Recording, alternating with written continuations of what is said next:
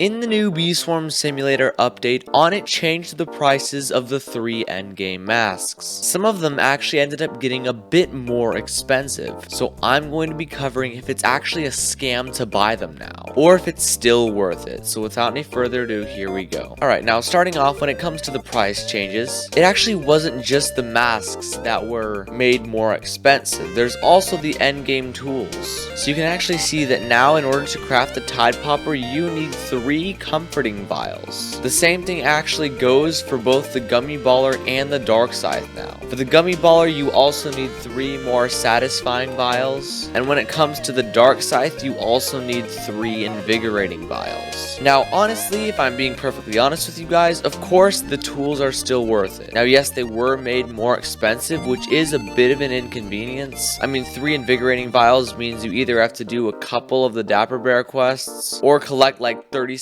hours worth of invigorating nectar and use it in the nectar condenser. But when it comes down to it, it's really not that bad. And I'm also pretty sure that in order to compensate for this price buff, some of the other stuff was lowered, such as the hard wax on the Dark Scythe was lowered from 150 to 100, if I'm remembering correctly. So yes, I'll flat out say that before we move on to the masks and stuff. The tools are still worth it to buy. The Tide Popper is literally like what you use every single time you macro with a blue hive. The Dark Scythe is needed to make dark flames for red hives, and the Gummy Baller is quite literally one of the main things that makes you honey when you white boost. So honestly, Onett could have like doubled the price of these things and they still would have been worth it, just because of how much they help you make even more honey in your boosts. The real question, of course, is if the masks are still worth it, and then finally if it's worth it to still buy the gummy boots. Well, first of all, if we check on the first of the 3 endgame masks, you can see that you now need 1 comforting vial. As for the demon mask, you need 1 invigorating vial to craft it now, and it's pretty obvious what it's going to be for the Gummy Baller, but we're just going to show it anyways on screen. Or my bad, the gummy mask, but you are going to need 1 satisfying vial. Now honestly, it's sort of the same case as with the endgame tools. I mean, it's honestly not even that big of a price jump, and considering some things were taken off, like dude, this is not that hard. Just 1 satisfying vial is actually pretty simple. So for the masks, it's most definitely still worth it. But it all comes down to the recent